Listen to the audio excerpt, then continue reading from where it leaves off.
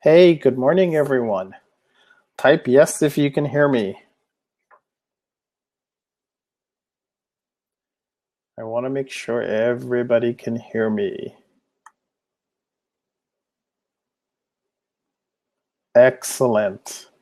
Excellent. Okay. All right. So I'm going to take a minute here and I'm going to try to pull up my presentation because I have a Mac and it only works on, and I pulled it up, but it pulled it up on Safari. And Safari doesn't work with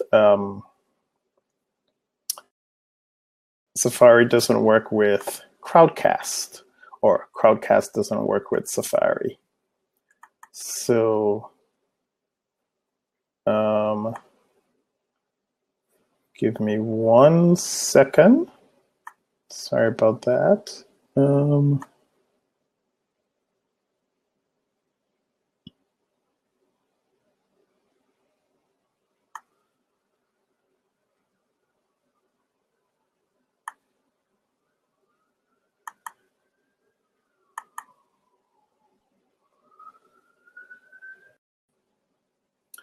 Okay, sorry about that. I think I disconnected myself from everyone. All right. I'm hoping you can hear me again. And we're gonna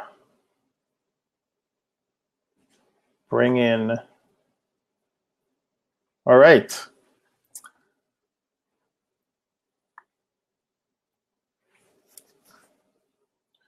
All right, so we're gonna get started. Thanks everybody for coming, and we are gonna make sure that you can see me, and you should be able to see the presentation. It should say 5 essential steps to launching a successful counseling practice. So if you can see that, type yes for me. I just want to make sure that's visible to folks.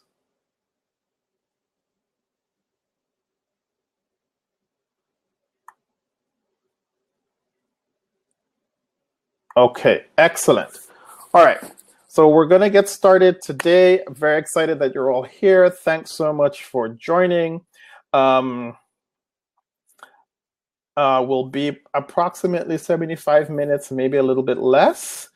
And at the end of the presentation this morning, you all will receive an email with the replay. So you can listen to it again if you'd like. So we're going to talk today about 5 essential steps to launching a successful counseling practice. My name is John Edwards. I am an LCSW in the state of California. I live in Oakland. I'm also an LCSW-R psychotherapy privilege in the state of New York. I'm an LICSW in the state of Washington, and I am a registered clinical social worker, or RCSW, in the province of British Columbia. So that's a little bit about me. So today I'm going to tell you a little bit about me, and then we're going to talk about what we will cover. I got my BSW from Atlantic Union College, which is in South Lancaster, Massachusetts. It's actually now defunct. They went out of business. Kind of sad. And then I got my MSW from Walla Walla University back in 1990, in which I did a concentration in health and mental health. And then I also have a postgraduate certificate in psychoanalytic psychotherapy. And I am a certified Gottman Method couples therapist. All right, I've worked in healthcare, both inpatient and outpatient, medical, and psychiatry. I've worked in child protective services, community mental health, and homelessness prevention. So that's a little bit about me and my background. So just so you could get a sense of where I come from. And currently I have a full-time psychotherapy practice in Oakland. So many people kind of decide that they want to do a private practice. I've always kind of had a tiny private practice on the side for like the last 15 years or so. And then in 2011, I got unexpectedly fired from my job. There was a coup and I got fired. And then I got another job about 5 months later. And then I got fired from that job. And I decided, wow, that's amazing. And both of these jobs were in nonprofits. And both of them I was supervising like 11 people. It was kind of insane. But after I got fired from those jobs, I was living in Washington State. I moved back to California and I started working for a temp agency, and then things went awry with that. And I got another job, and then I decided, you know what, I'm just going to really start doing private practice. And so that's how full-time, or private practice so that I can support myself. And so that's how I kind of started doing this full blast back in 2013.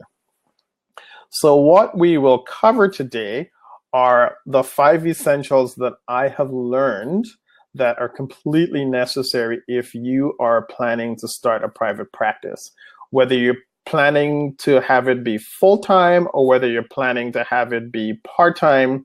These are things that are completely essential. And it's stuff that I've learned over time from reading books and talking with other people. And I thought I'd just share it with folks because I know this is one of the things that many people who want to start a private practice find it very difficult to kind of figure out, what to do next, what's needed. And I just thought I'd share my knowledge and information. So today we're going to cover mindset, practicals, office space and location, which can technically fall under practicals, but I feel like it needs its own subheading. Networking, we'll talk about income, and because you need income if you're going to have a private practice, and clients provide income, and then how do those clients pay? Insurance versus private pay. And then at the very end, I will tell you about a paid webinar that I'll be offering in a couple of weeks. So just to be upfront, I'm doing this free webinar, and then I'm also going to be asking you to come for my paid webinar. It's not going to be one of these high-pressured sales or anything like that. And truly, I'm going to be giving you actual essential information. It's not going to be one of those webinars where you come and you spend like 40 minutes hearing fluff, and then after that, you're like, okay, come pay my $900 paid webinar fee to get the real information. I'm going to be giving you real information today, so when you are done, you will actually be able to go do specific stuff to get your private practice, and you will feel like you have a sense of what you need to do and the direction you need to go in after today's webinar. And then if you want more specific things, which I'll be talking about in the paid webinar, then we'll be doing that as well. So here is information on the paid webinar. It's going to be how to build a successful insurance-based counseling practice. At the end of today, the price of the webinar will be $59.99. That'll be available for the next 24 hours. And then the price will increase to $74.99. That webinar will be on Friday, November 2nd at 10 a.m. To about noon. It's probably going to be about 90 minutes, and then we'll have about half an hour for questions. So that's what's going to be coming at the end of the webinar. Just wanted to be transparent and let you know. So, if you wanted to leave now, you can, but I suggest that you don't stay, because there's going to be a lot of really good information. I promise you, it's going to be a lot of really good information to really help you start a successful launch of your counseling practice. All right, let's get right into it. Essential step number 1. Also, I forgot to mention, so Crowdcast is a little odd in this way. So as I have the presentation up, I'm not able to see the chat screen, but you can put in any questions you have, and then I'll pop back in and out to see if there are any questions, and I will try to answer as many questions in the time that we have left after the presentation. So if you're having questions that are popping up, just start typing them in, and I will try to get to them, as many of the questions as possible, towards the end of the webinar.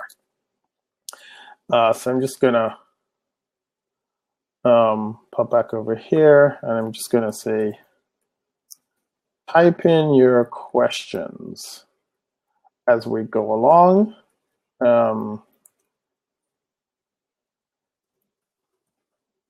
And then I will answer them.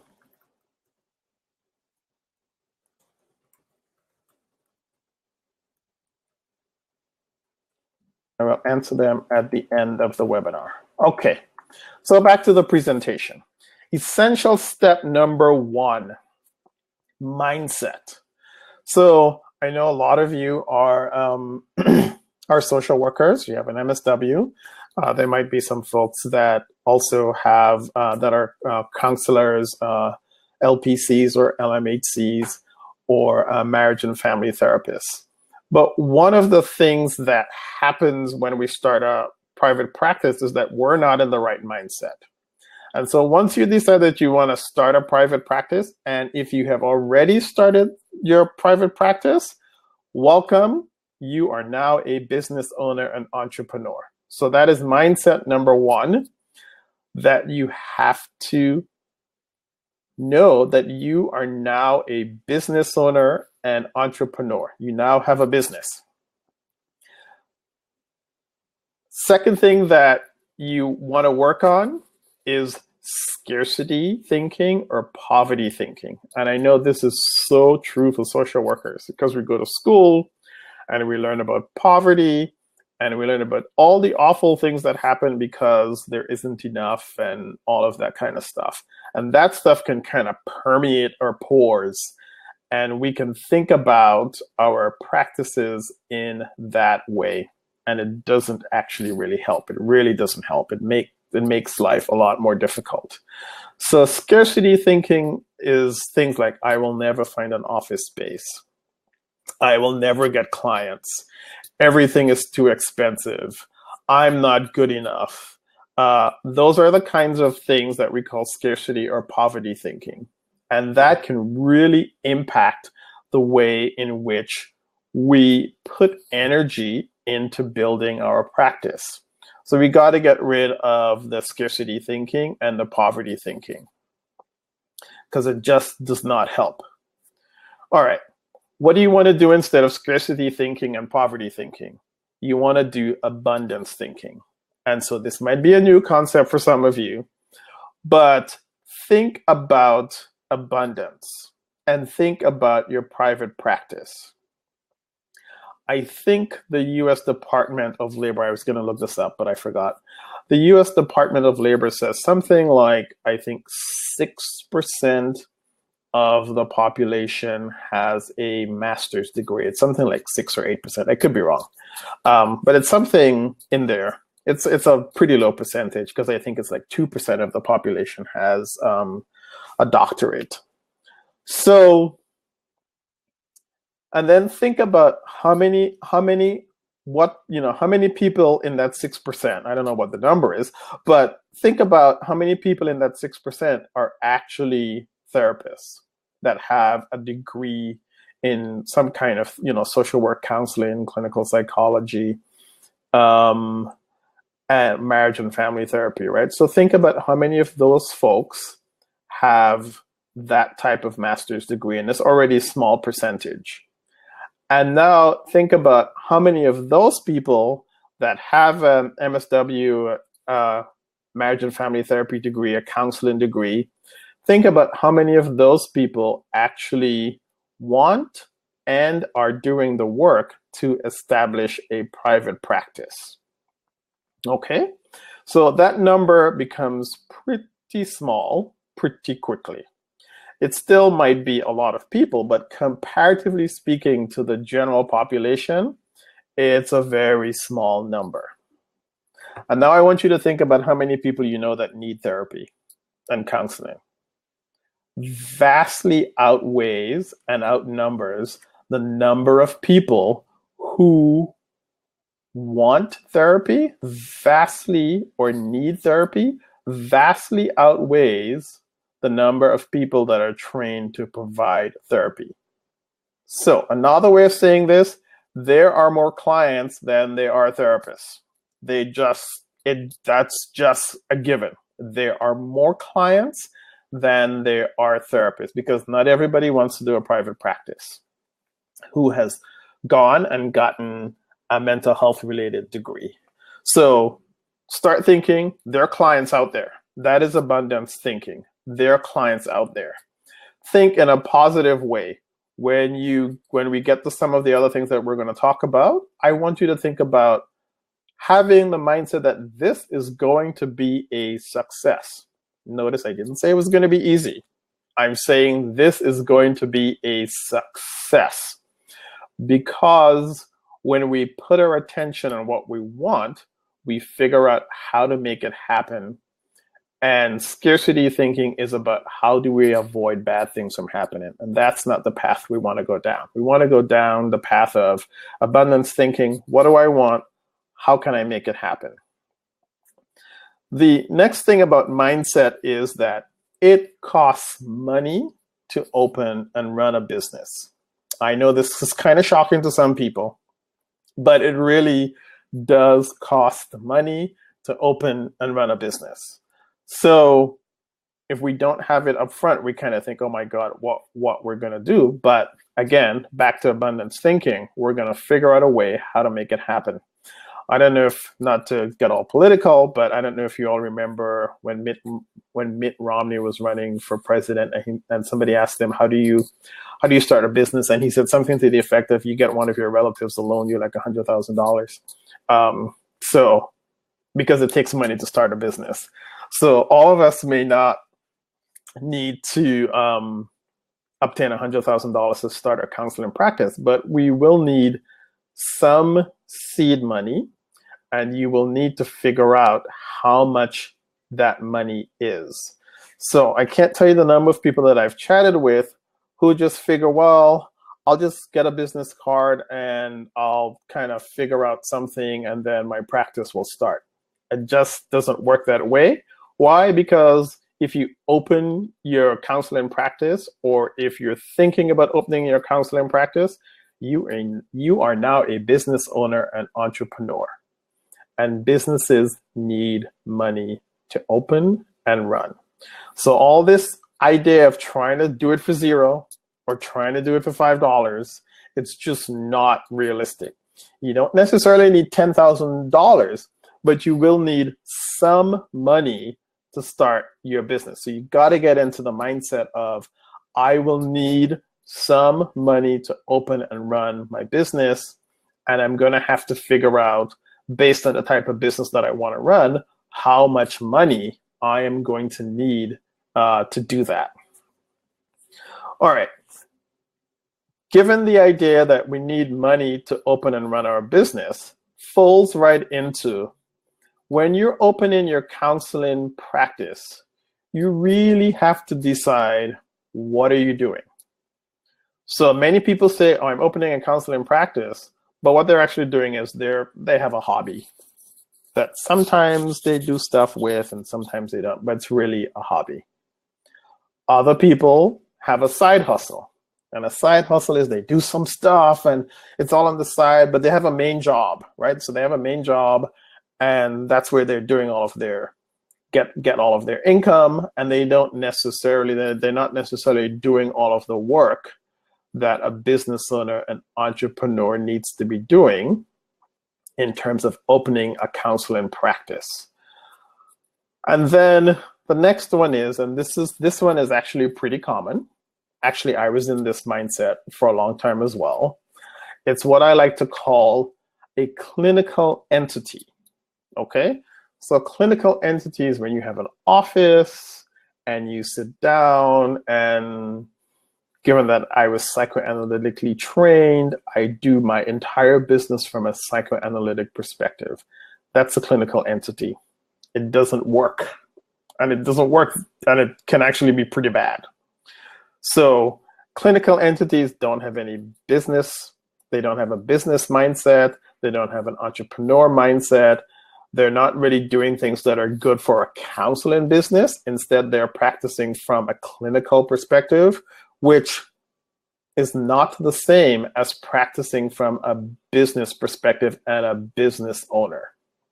Okay, so one example, especially psychodynamic, psychoanalytic therapists, if the client doesn't pay you, what will happen is typically the clinical entity person will get into a discussion about what money means and what fees mean and all of this stuff. And at one point in my life, many years ago, I was on the board of the National Association of Social Workers in New York City. And I was on the disciplinary committee. And you know what the biggest complaint against social workers was? It was all about money. It was all about therapists who had allowed their clients to rack up thousands of dollars in fees. And when I say thousands of dollars, it's not my anxiety self exaggerating. We're talking $2,000, $3,000, $4,000, $5,000 in fees because the clinical entity person was working through money stories and working with the client around transference and counter transference and blah, blah, blah. And meantime, the client was racking up fees. Now imagine if you're an ice cream shop and clients come into your ice cream shop and they buy ice cream and they say to you, we don't have the $2.99 to pay for the ice cream. And then you start talking to them about, well, you know, you really have to understand the meaning of money, et cetera, et cetera, et cetera. You'll be out of business pretty soon. Because if people come in and they don't pay for your services, you cannot stay in business. And this is what happens with clinical entities. And this is why, number one, I said, is you have to now recognize that you are a business owner, an entrepreneur. And your decisions really need to be about what is sustainable for your business. So if someone is coming to you and they cannot pay you, yes, you can talk with them and figure out what's going on, but you can't spend $3,000 of sessions figuring that out because that is not sustainable for your business. Unless, of course, you have a private trust fund, in which case, you know, I mean, I guess you could technically do that. I still would not recommend that. And then the last one is, obviously, which I said already, is that you're running a business and you will want to develop clear business practices and policies that make your counseling practice sustainable. All right, so that's essential step number one, mindset. You're now a business owner, an entrepreneur. Get rid of scarcity and positive thinking, which I know is not as easy as it sounds, but you got to practice it. Get into the habit of abundance thinking because there are so many more clients than there are therapists. It costs money to open and run a business. While you do have to be practical about that, you can't start a counseling practice with $0. And ensure that you are in the business owner mindset and that you're running a business, and that if you're doing a hobby, if you're doing a side hustle, if you're doing a clinical entity and you want to have success, you got to transition out of those categories and transition into the business owner. Okay. Essential step number 2. I'm going to give you a bunch of practicals. Like I said, this is going to give you really good information in terms of what you need to do. All right. So one of the first things that you're going to need to do is you're going to need to get a TIN. And you go to the irs.gov. It is free. You do not need to pay anybody to get you a TIN. I repeat, you do not need to pay anybody to get a TIN unless you're paying like your boyfriend or your girlfriend or somebody to like just do the work for you. You don't need to go to a site to get it, to pay anything for it. It's done for free by the IRS. You go to irs.gov, you type in TIN, and the application is pretty straightforward. The TIN, tax identification number, functions in a way a social security number would function. For you personally, the TIN functions in regards to your business, okay? And if you come to the paid webinar, you will quickly figure out that if you wanna see insurance clients, you're gonna need a TIN. Even if you don't wanna see insurance clients and you wanna do what we call out of network, which I get into when I do the paid webinar, you're gonna need a TIN. It's the same numbers as Social Security, except that the dashes are in a different place. So it's usually 2 numbers, a dash, and then the remaining 6 numbers. So get a TIN. The other thing that you will need is an MPI. And again, if you want to see insurance clients and if you want to work with clients who are going to be using the out-of-network benefits, you're going to need an NPI, National Provider Identification Number. Again, it's free. You don't need to pay anybody to get this. And these are 2 numbers that are must as you are starting out in your practice.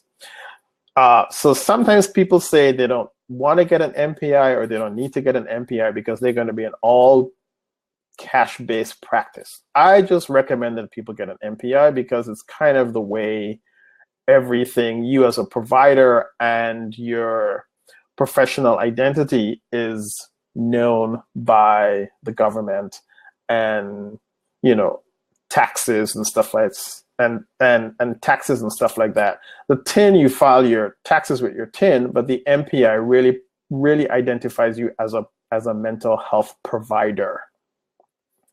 Okay, so hopefully those 2 things are clear. The next thing you'll want to do, another practical thing, is that you absolutely must have a website if you want any chance of having a successful practice.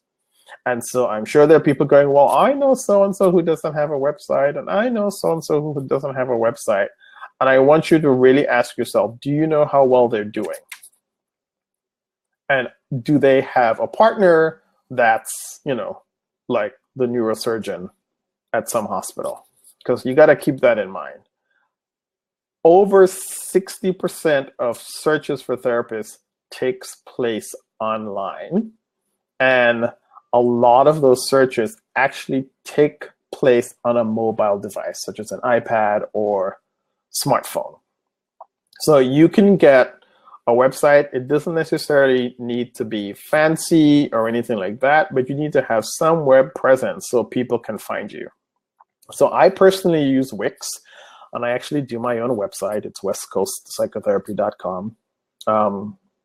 And I've done it all myself. I'm actually just in the process of updating it. You do not need to spend $3,000 to get a website. And there are people, if you're looking for somebody that can do a website for you, I know reputable people. You can email me. My email is john@westcoastpsychotherapy.com. And I can give you the names of a couple of people that you can find for websites. I probably should have put that in there. One of them is Kat Love, and she's at Empathy Sites. And anyway, I'll probably put that in the chat as well. So Squarespace and Wix and WordPress, you can all use these to create your own website. WordPress has a little bit of a steep learning curve, and there's a lot of different things that go into it. But Wix and Squarespace are a little bit easier to do, or you can pay somebody to do it. Again, you don't need to spend like $3,000. You can also just read up. You can type in, "Why do I need a website?" on Google, And things like the Health and SE Journal are places where you can get information about websites. It's a little bit different for therapists. The other thing you should know about websites, since a lot of therapists actually don't do it, having a website actually gives you an advantage. Almost all of my clients that come to me because they said, oh, my insurance had you on the list, and you're the only person that had a website, or you're the only person that had a website that kind of made sense. So a website is absolutely important, and you must actually have one in order to have a successful practice. Again, it doesn't have to be terribly fancy. All right, email. You should have an email. I would recommend, and I'm not getting a kickback for this, I would recommend that you use G Suite. It's what I use, and G Suite is part of Google. And when you do that, you can get a BAA, which is a business association agreement with Google that then makes your email HIPAA compliant. Okay. The other thing about HIPAA is that HIPAA actually does give clients the option of receiving unencrypted emails and unsecure emails. All the email providers these days are encrypted. So people say a lot of stuff like, this is not encrypted and that is not encrypted. That's just not true. HIPAA just has a particular threshold for encryption. And, people can't break in, like you and I, unless you're a computer geek, you probably can't break into anybody's email. And as you recently saw with the Facebook breach, people aren't breaking into one person's email. They're breaking into places where they can get hundreds of thousands of pieces of information to do their, legal crime. So you need a professional email. I know a lot of people have Gmail or just plain old Gmail or, Hotmail, but try to get something that's professional looking. When you get your website, a lot of websites will offer you the opportunity to get an email through them. It does cost something. And I forgot to mention, G Suite through Google is $10 a month to use their email. But that just lends a level of professionalism, again, to your practice. And also, one of my greatest pet peeves, if you decide not to go with something like G Suite or something like that, please make sure that your email is a professional email. You can just create one, right? So at one point I had an email that was johnedwardslcsw@gmail.com. I still have it. You don't want your email to be babydoll963@hotmail. It's just not professional. You don't want to be sending that to clients, and you don't want to be giving that to referral sources. Big boy jamming at live. That it's just not professional. Don't do it. Okay, it's just not professional. All right, phones. So another thing I should have put in here about HIPAA, so there's some confusion about phones. So phones are considered, they transmit information, so their phones are not required to be HIPAA compliant. So if you have a landline, you don't have to have a HIPAA compliant landline, because telephone companies and cable companies are just deemed transmission routes, and so therefore you don't need to be HIPAA compliant with that. I have a separate cell phone that I use because I don't want to give out my personal number. So I have a separate cell phone that I use exclusively for my phone. And at the end of the year, it's a business tax expense that I can take off of my taxes. So you can get a regular cell phone and just have a second line. Again, going back to the idea that it does cost money to open and run a business. Some people try to use Google Voice, but that gets complicated. If you can, you don't have to get the most expensive plan. You just want something that says your name, your greeting. You must have a professional greeting. Don't just leave the you have reached 415 blah blah blah blah blah. You want people to call to know who they have called, And you don't have to worry about confidentiality because, you know, people know they're calling a therapist. And is what you do after you get the information. So if somebody calls you and says, hey, I am the boyfriend of Tina and I want you to call me back to tell me what she's talking about in therapy, obviously you're not going to call that person back. So that's just phones. All right. The other thing that you need is an electronic health records. I actually am transitioning to electronic health records. I currently do paper notes and paper charts, which is getting to be a bit much. But a couple electronic health records that are pretty popular with therapists is one is called Simple Practice. The other is Theranos. One is Console. There's My Client Plus. There's a whole bunch of them.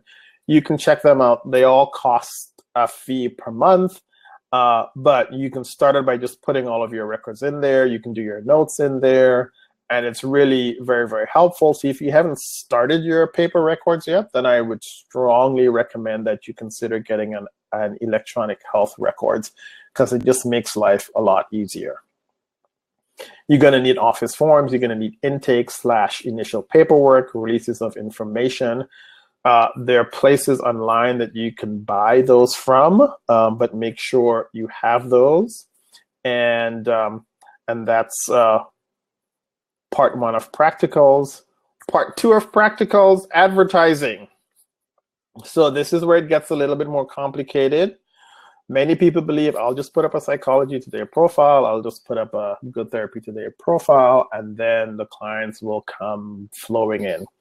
And it doesn't really work like that. But it is good to have a Psychology Today profile and a Good Therapy profile. There are things that you need to do and you need to know about how to write a good Psychology Today profile and a good therapy profile, and it is network therapy. There's also a new one called Therapy Den.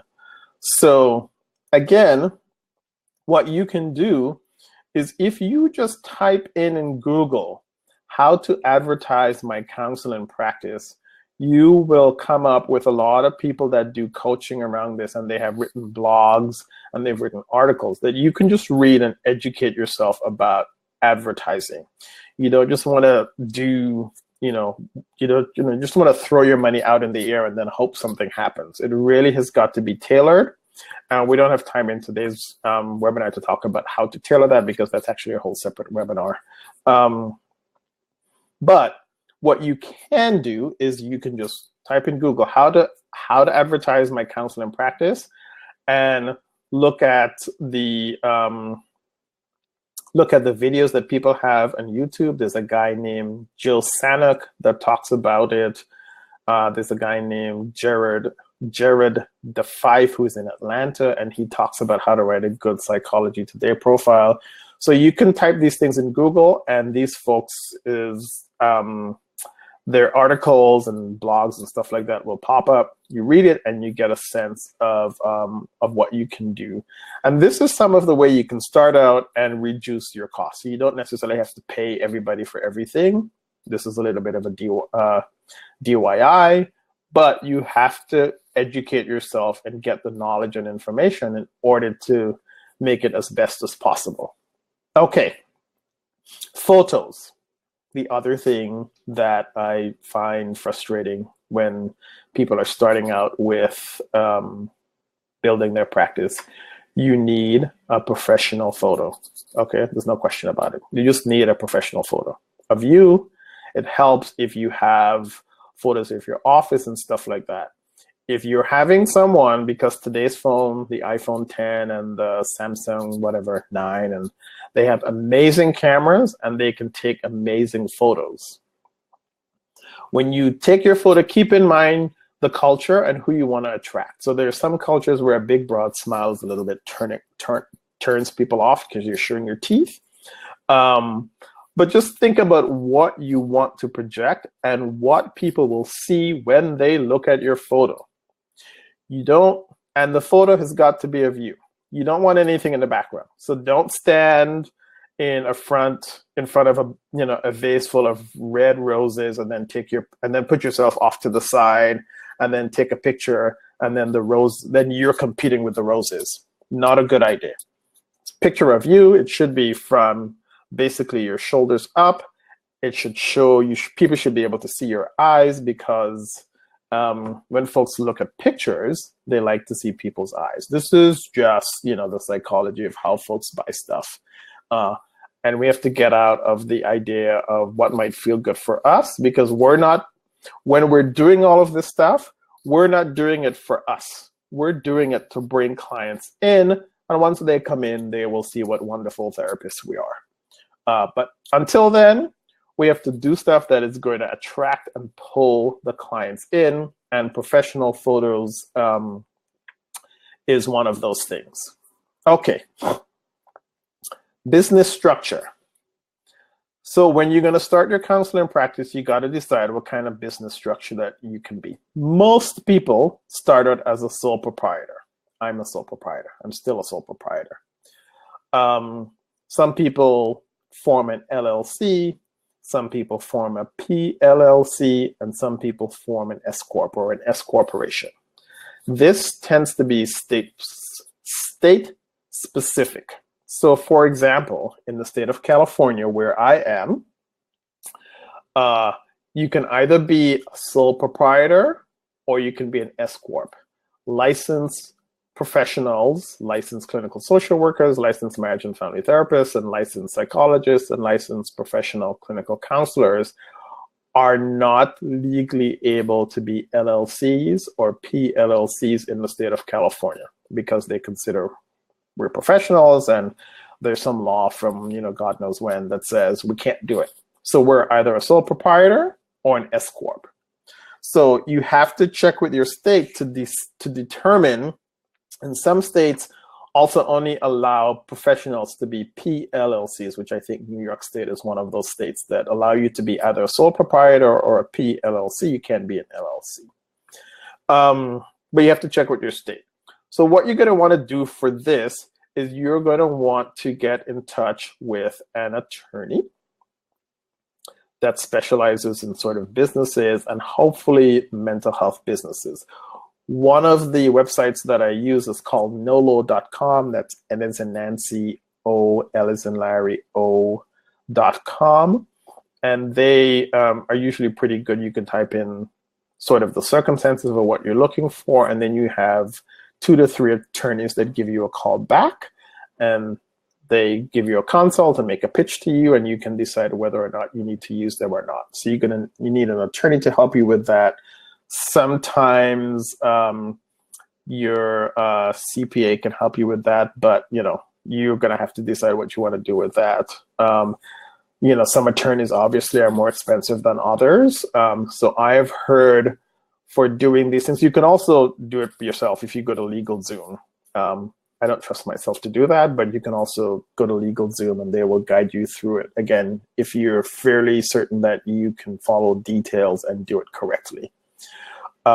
You will also need an accountant and to help you keep track of your expenses and stuff like that.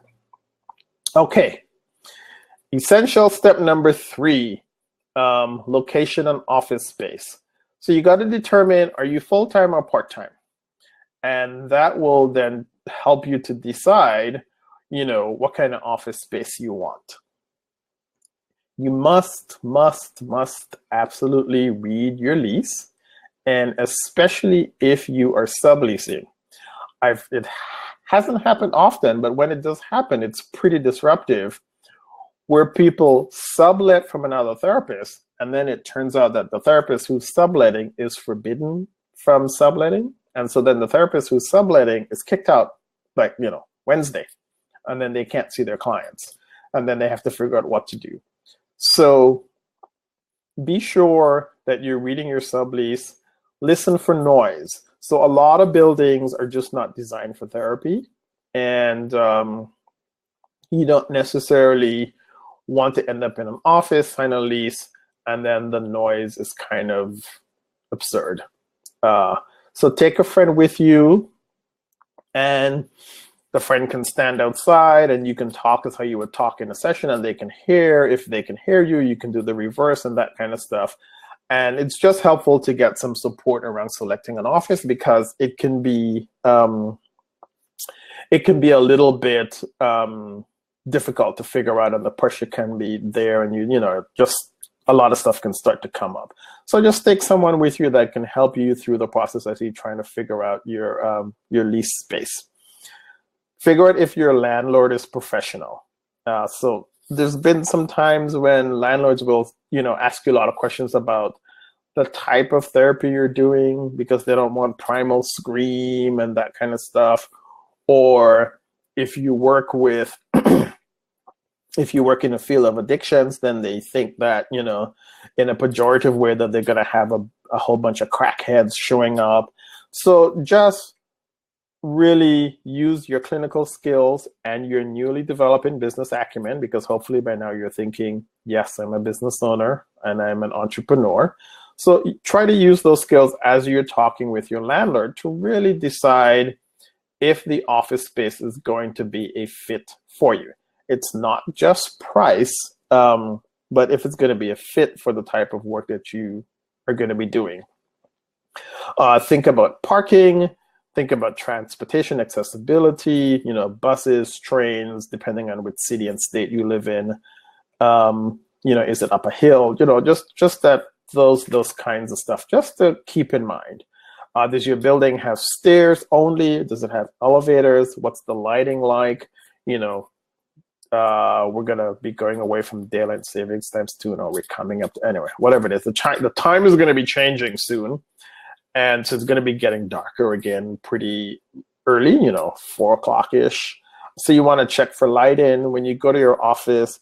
If you're going to be working in the evening, you want to go to the office space in the evening, check out the neighborhood, especially for women. I'm a man. I don't necessarily have to think about these things.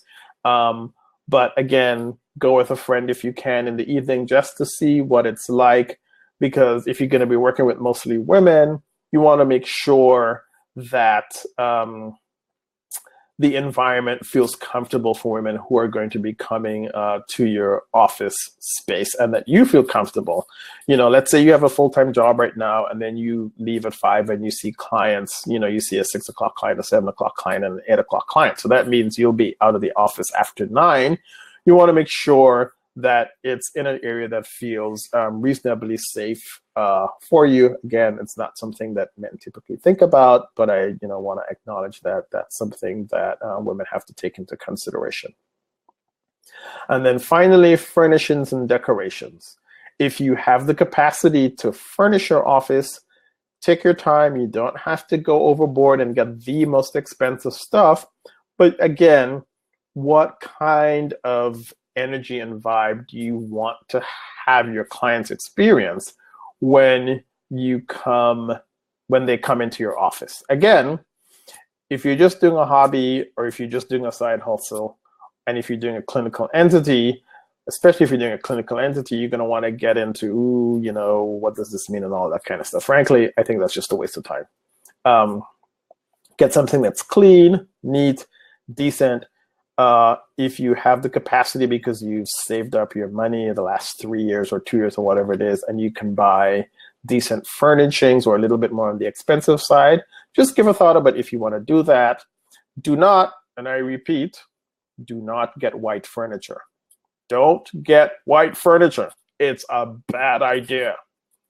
Because what will happen with white furniture? People will wear jeans. They will sit on your white furniture. And then over time, your white furniture will start turning blue and black. So don't get white furniture. Don't get off-white furniture. If you're going to be seeing kids, don't get white furniture. Don't get a white sofa. It's just not worth it. I mean, I'm telling you that obviously you can do whatever you want. I'm just saying it's going to be kind of a disaster if you get anything white. Try to get some colors and mix it up. Okay. Essential step number 4, networking. So you got your office, you got your business cards, and I think I missed something. I'm just going to go back.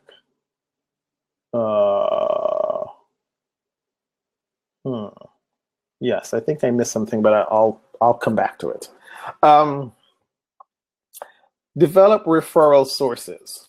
So what this means, you have your office, you're going to need to have a networking system in order to get referrals. Again, just putting up a psychology to their profile is not going to necessarily start bringing this rush of clients.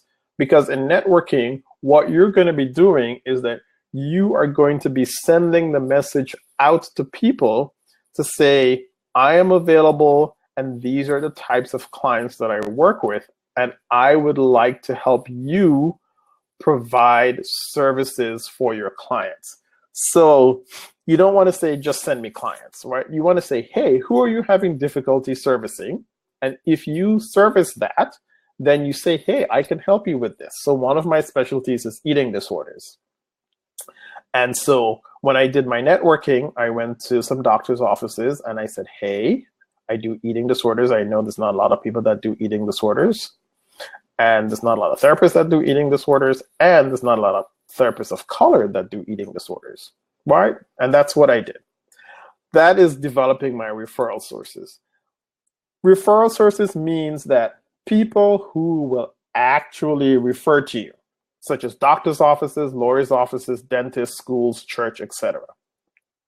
So many times I meet people and we chat and they're a therapist and I'm a therapist and they give me my card. I'm never going to refer to them.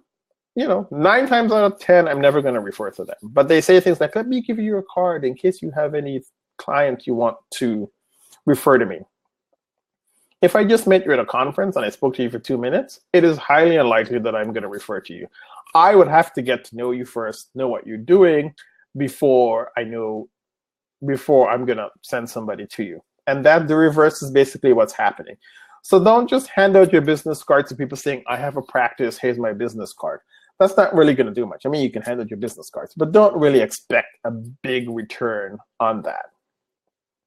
One of the things that you can do is you can do free presentations in your area. See, if you talk about how to handle, kids who are having a hard time going to bed, and you can do a free presentation at your church, or talk about empty nesters when kids go away to college. Just think about ways that you can put yourself out there in the community in ways in which people can see what you're doing and see how you interact and what you might be like. And then they start to click with you. And that's how they're going to start thinking about referring to you. Again, in the paid webinar, I go a little bit more in depth into this because, it takes a lot of time. All right. Social media. So there's a lot of talk about social media. All I have to say about this is that, if you can do a blog on your website, you can, but that's a whole different thing. But your social media presence, everybody talks about having a social media presence, but your social media presence has to make sense. You do not need to be on every single platform, okay? You do not need to be on Facebook, Instagram, Twitter, Pinterest, YouTube. I don't even know what else is out there. Pick 1 or 2 and just try to say things that are helpful. Don't, people put like, oh, and the sky is blue today and we should be grateful. I mean, yes, but that doesn't really do much. If you're gonna do your social media, do things that people are going to be looking at and find helpful. So do a few sentences, and stuff like that. But you don't have to be in every single platform. Don't try to be in every single platform. And again, you can take your time to learn about how social media can be used to help grow your practice. All right, last one. Essential step number 5, income and clients. So when you're starting your practice, you're going to have to decide, are you going to be private pay? Are you going to be insurance and employee assistance programs, or EAPs? Or are you going to be a hybrid, a combination? So my practice is a hybrid. I see insurance and I see private pay and EAPs. If you're private pay, depending on where you are, And depending how much of the mindset you are in about being a business owner, an entrepreneur, it tends to be a little bit slower to build, but the potential for bigger fees are there, right? So a lot of private pay people charge, 150, 175, 200, 225 per the 50-minute session. So the thing is, if that's what you want to do, then you got to figure out who is willing, able to pay that.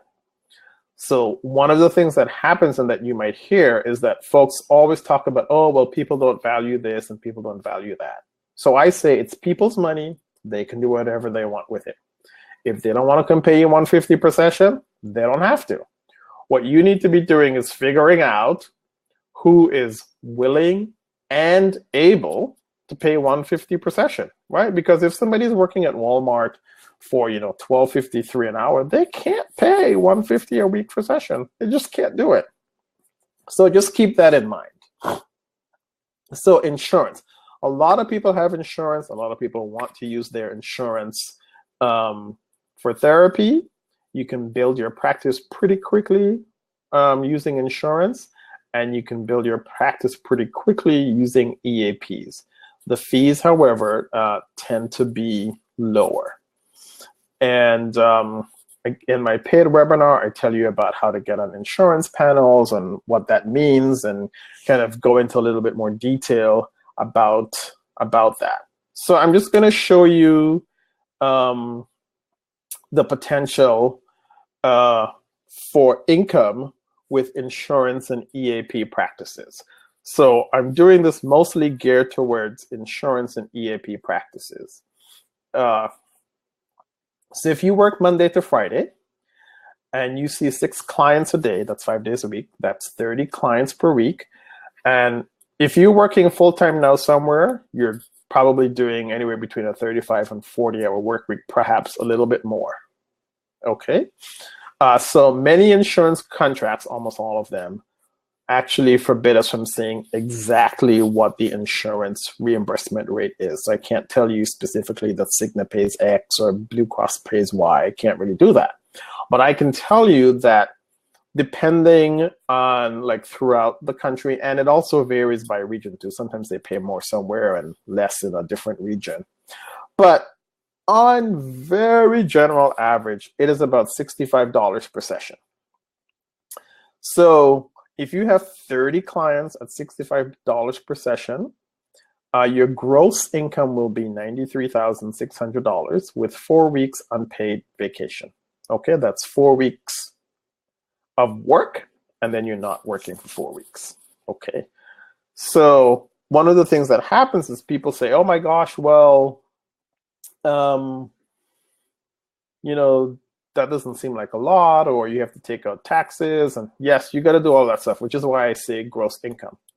But how many of you right now are seeing 30 clients per week and making $93,600 gross, right? If you're in a community mental health, depending on where you are, I mean, you're probably lucky if you're at 50 or 60. Okay, I'm just saying. So keep that in mind. Here's a different potential. Instead of seeing 30 clients per week of insurance and EAP, you see 25 insurance or EAP clients, again at $65 per session for 48 weeks, and you get $78,000 gross income. If you were to add 5 private pay clients at $125 per session for 48 weeks, that's an additional $30,000. 78,000 plus 30,000, you have $108,000 in gross income for a total of 30 clients per week and a 40-hour work week. So that just gives you the potential for what's out there. Now, I know people that see 35 and 40 clients a week. Personally, I wouldn't do that, but people do, and they seem to be okay. So that means they have an even higher gross income. I tend to think that 6 is like a really good number because, doing therapy does require a lot of energy. Okay. So my upcoming paid webinar is how to build a successful success insurance-based practice. You're going to learn about what CAQH is. You're going to learn about insurance contracts. You're going to learn about EAPs versus insurance. You're going to learn about in-network versus out-of-network. You're going to learn insurance lingo, what's copay, deductible, contracted rates, CPT codes, billing, cancellations, no-shows. And then two things that you will learn about that you can use in addition to that can help you create the type of practice that's good for you, whether you want to do insurance or private practice or a combination. This will be best if you want to do a combination or mostly insurance, is creating a niche and developing a vision of your ideal client. So today, the paid webinar, how to build a successful insurance-based counseling practice. Today's price is $59.99. And the next, for the next 24 hours only, then the price increases to $74.99. And it's going to be on 2 Fridays from today, Friday, November 2nd, from 10 a.m. to 11:30. So I am going to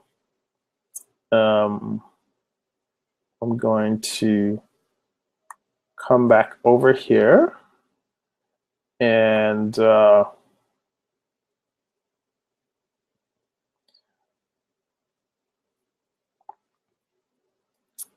I'm going to see, so who has questions? Anybody has questions? I'm looking here in my thing, and I see Gloria says, yes, I will post the link. So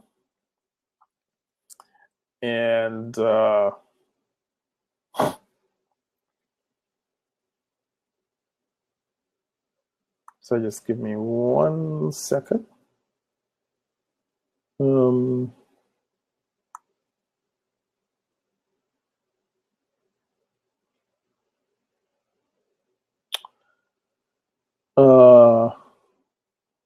Okay.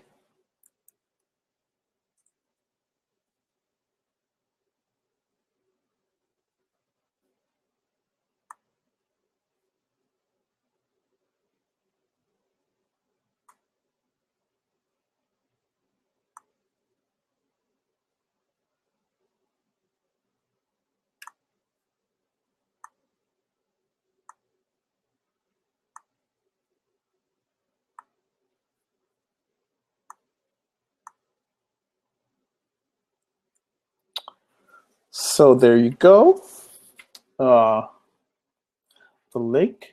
And any other questions that folks may have? So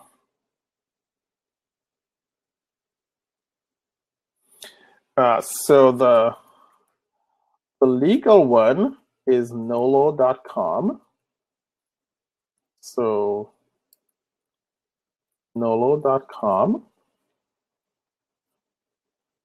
Okay, that's to find an attorney. The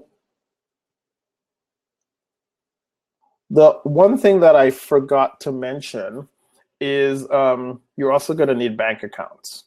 And so if you're a sole proprietor, you can just get a regular bank account. If you're an S Corp or a LLC or PLLC, you will need a business bank account because those are business structures. And then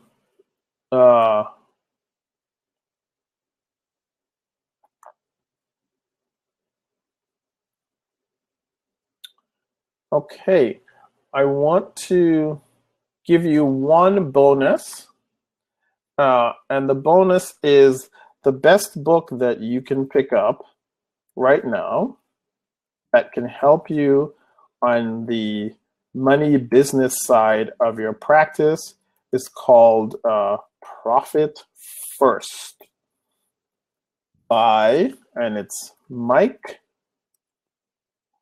This is an amazing book by Mike, trying to spell his name, Michalowicz, if I'm saying that correctly. So Get Profit First by Mike Michalowicz. It is a great book to really help you get the finances and how to set up your finances from the get-go of your business. It really does actually help. So it was irs.gov for your TIN. Okay. All right. Anybody has any other questions as we're getting closer to time? I hope that you enjoyed the talk. Hopefully I didn't go too fast.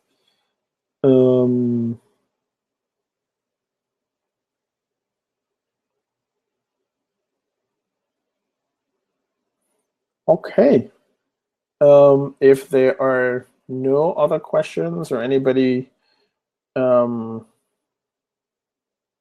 I'm looking through here to make sure that I didn't miss anything. Okay. All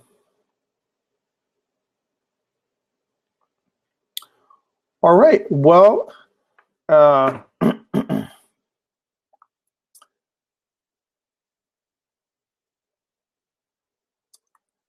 gonna stop sharing the screen and I'm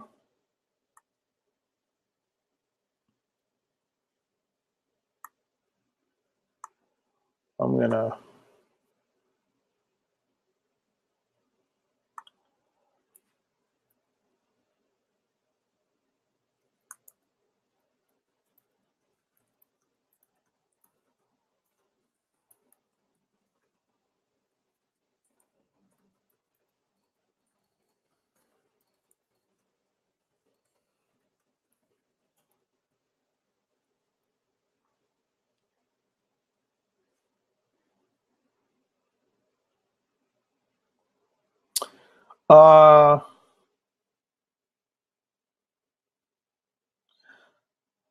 so Javon, in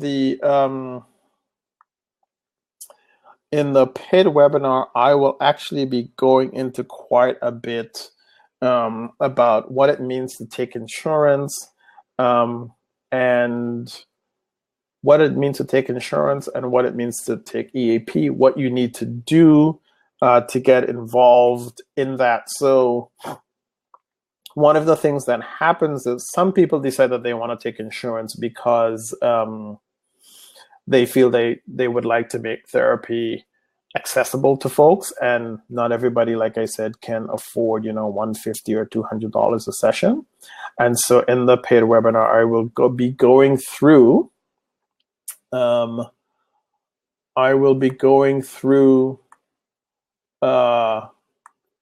things like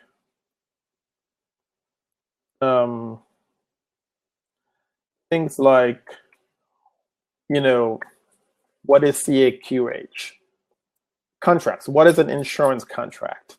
How to determine if somebody's in network or out of network, and what to do. So it's going to be a lot of information specifically about doing an insurance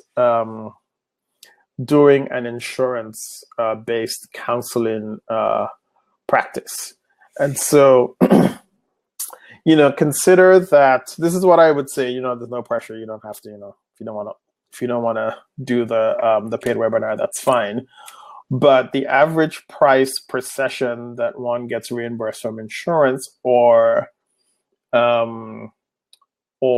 an EAP is around $65. So the webinar that I'm doing to help you sort of, pulling everything together is $59.99. So just think, after you do this webinar, you will, obviously I can't guarantee you because I don't know what you're going to do. But if you were to follow the instructions in the paid webinar, or even if you follow the instructions from today, you will be able to get at least one client that can cover the cost of the paid webinar coming up in 2 weeks. So, you know, there are lots of people. When I started my practice full time, I was like, I did some networking with some doctors' offices, and I tell you, I was full. I was full because in California, it is theorized that about 70% of therapists don't accept insurance, and partly because, you know, the fees aren't, you know, if the average fee is 65 and people can get 150, you know, and you can work to get 150, then fine. But some people don't want to do all of that, and that's okay. Some people don't want to do everything that needs, that needs to be done. That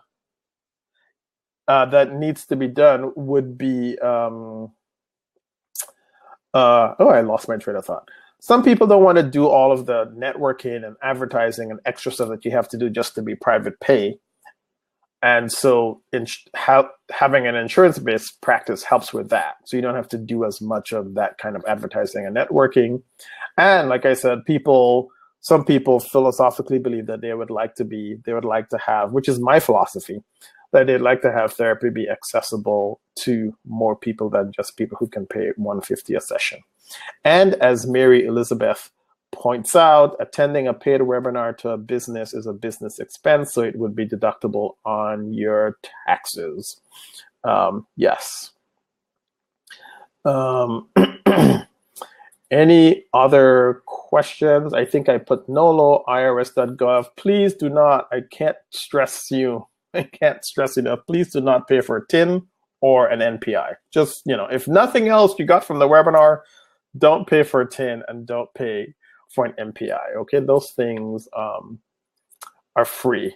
Oh, I think I was gonna mention, so here are some people that you can check out for website building. So these are people that I know. I don't get any kickbacks from many of these people. I just know these folks and they've been helpful. So counseling wise and empathy sites, those are two places that you can go to, and you can click on there and you can talk with them. They'll do a consult with you and you can talk with them about developing your website. Feel free to use my name. Just say, hey, I had this, you know, webinar with John Edwards, and he recommended that I contact you just to talk about where I would like to go with my website. And also, you know, try to do your own learning. Just, you know, Google. So, you know, if you have some time in the evening or in the afternoon and you have a break or something, you know, instead of looking at the cat video, which if you need to release stress, then yes, look at the cat video. But just read an article on, you know, how to build a website or why a website's important. And, you know, Google will give you a lot of information. As I like to say, Google is my friend. Okay, so I think we're just at about time.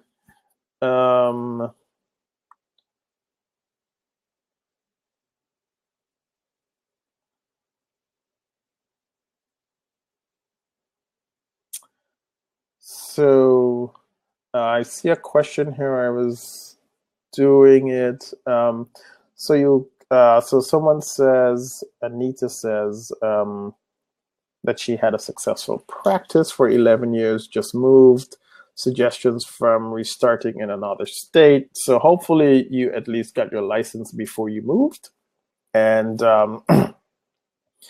and then if you had a successful practice in another state, then you can pretty much repeat what you did.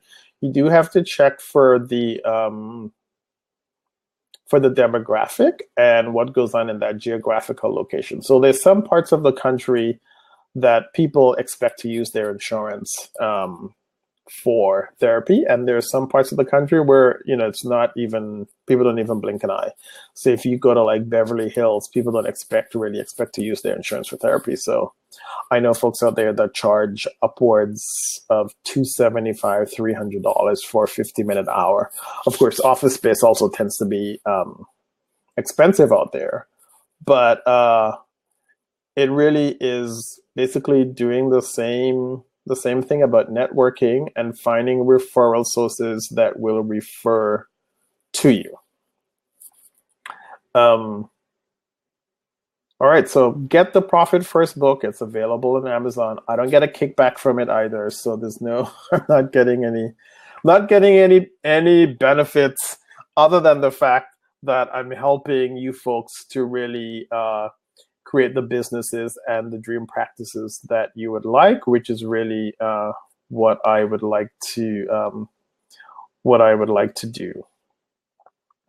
Okay, and like I said, we've got in the chat, we've got Counseling Wise and EmpathySites.com. Counseling Wise is Becky DeGrossa, or you can just Becky, and then Empathy Sites is Kat. They're both great people. Becky, I think, is in North Carolina, so she's down in the South. Very, very nice woman. And Kath is also a very nice woman. She is an American, but she lives in Greece. But don't let that scare you. She's also pretty good. All right. Well, I thank you very much for attending. You should get an email. I'm going to make sure that it comes out okay.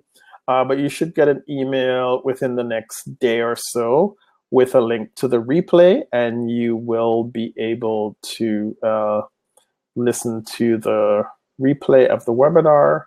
Remember, the price for today is I